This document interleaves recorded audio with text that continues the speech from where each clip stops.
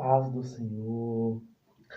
Bom dia a todos. Como vocês estão? Vocês estão bem?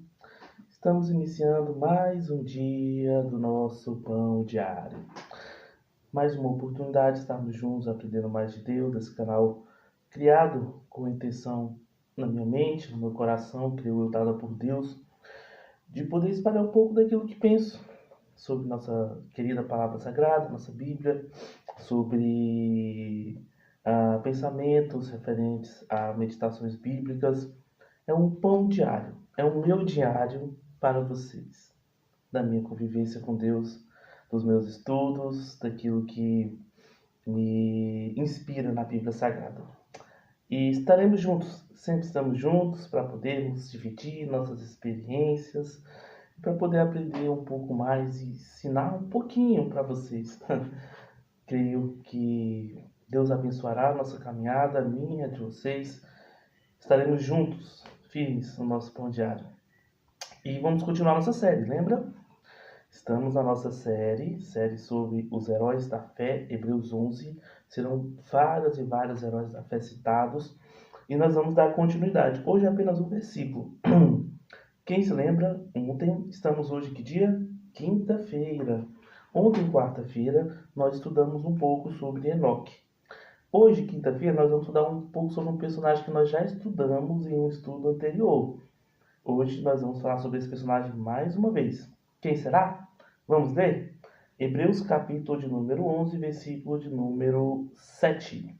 Diz assim: Pela fé, Noé, divinamente avisado das coisas que ainda não se viam, temeu e, para a salvação da sua família, preparou a arca, pela qual condenou o mundo e foi feito herdeiro da justiça, que é segundo a fé. Vamos falar de Noé novamente? A Bíblia trata de Noé, nessa passagem de Heróis da Fé. Como eu informei anteriormente, nos vídeos anteriores, os Heróis da Fé eles vão seguindo uma sequência cronológica, ou seja, dos primeiros até os últimos, até o momento em que chegamos ao final da meditação dos Heróis da Fé. Hoje nós vamos falar de Noé. Quem se lembra da história de Noé? Vou fazer um pequeno resumo, tá? Noé foi um homem que andava com Deus. Nos tempos de Noé, a terra estava corrompida pelo pecado, ou seja, o mundo estava manchado, o mundo estava podre de pecado.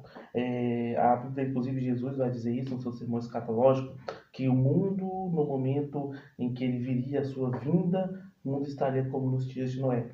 Pecado, devassidão, todas as coisas terríveis acontecendo, bem parecido com os dias atuais. Então, no tempo de Noé, o mundo estava terrivelmente pecaminoso. Era uma coisa que assustava. Era uma Sodoma e Gomorra em escala global. Então, o mundo estava fétido, podre aos olhos de Deus. E Deus então diz: olha, me arrependo de ter feito o homem e todo aquilo que fiz. Então, eu levarei um dilúvio pela terra para destruir o homem e tudo que há na terra. Mas, sempre tem um mais, tem um porém, Deus achou Noé. E a Bíblia diz: Deus achou graça aos olhos de Noé. Ou seja, Noé era alguém que fazia a vontade de Deus. Olha só que interessante. Algumas reflexões.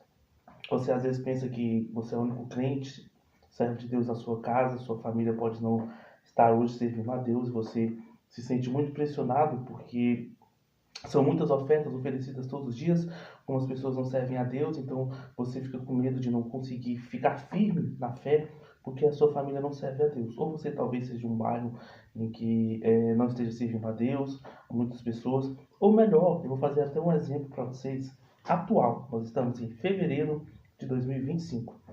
Daqui a alguns dias, nós teremos uma festa chamada Carnaval.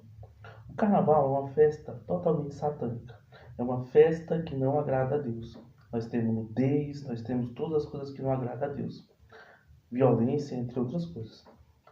O Brasil é chamado de país do Carnaval. Nós cristãos verdadeiros, crentes de verdade, porque tem certos crentes por aí, não é? Que participam, brincam no Carnaval e não estão nem aí. Nós crentes verdadeiros, nós não participamos disso. Lembra de Paulo falando, não nos prendais ao jugo desigual com os infiéis?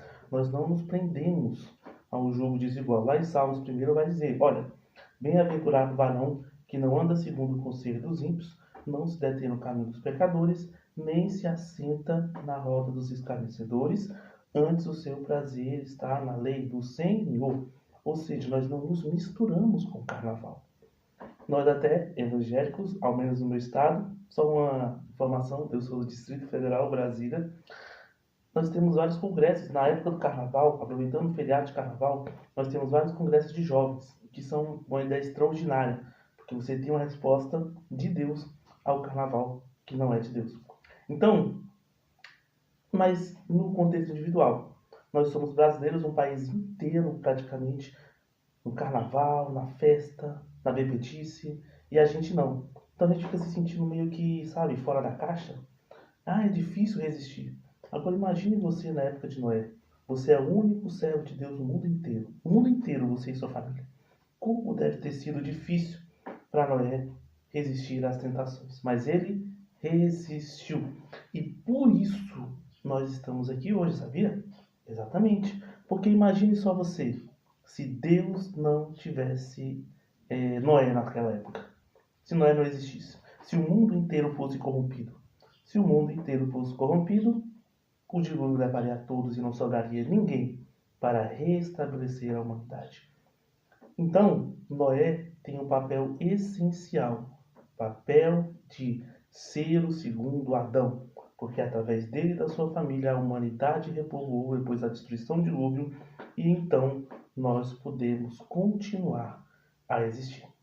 Em relação ao dilúvio, no nosso estudo, eu recomendo vocês a verem os vídeos anteriores sobre o Noé, o dilúvio e a arca. Nós temos vários apanhados científicos de como ocorreu o dilúvio, de que foi global. Esses detalhes eu não vou entrar, por ser um vídeo mais rápido, e também que já foi tratado em outros vídeos. Deixo você a recomendação de assistir os vídeos sobre a arca de Noé. São 3 ou 4, se eu não me engano, vídeos da nossa série. Então vamos focar mais na questão da fidelidade de Noé. Noé foi fiel a Deus. E Noé estava, após ele fazer a arca, os animais entrarem na arca e o dilúvio cair sobre a terra, Noé ficou mais de 100 dias esperando a resposta de Deus. Mais de 100 dias. Noé com a arca, com os animais, com sua família. O que será que passou sobre a cabeça dele? Será que talvez tenha passado na cabeça dele? Meu Deus, e agora? Depois que acabar a comida? Meu Deus, e agora? Depois que passar muito tempo? Talvez passem anos. E se eu não viver, não sobreviver, como eu vou me alimentar? O que vai acontecer? O que será de nós? Mas Noé tinha confiança em Deus. E Noé sabia que Deus não o abandonaria. E foi o que aconteceu. Passado o tempo, o dilúvio, as águas diminuem, a arca pousa sobre o Ararat, e a partir dali, Deus então restabelece a humanidade através de Noé. A fidelidade de Noé salvou toda a humanidade. Através da sua família, o mundo foi repovoado. E a partir daí, nós tivemos ainda a continuidade da esperança de uma redenção que se tornou completa com a vinda de Jesus à Terra para a morte e ressurreição para a nossa salvação. E vamos voltar agora à passagem de Hebreus, versículo 7. Então, pela fé, Noé, divinamente avisado, ou seja, avisado por Deus. Deus falou com Noé. Deus avisou Noé. E ele acreditou. Olha só, nos tempos de Noé não existia chuva sobre a terra. E Deus diz, vai chover e muito sobre a terra. E ele poderia ter perguntado para Deus, tudo bem, Deus, mas o que é chuva?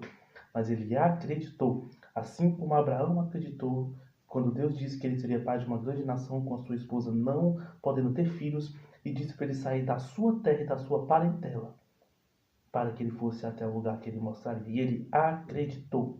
E quando Deus nos chama, nos dá uma missão, nós devemos acreditar, porque aquele que nos fez a promessa é fiel para cumprir.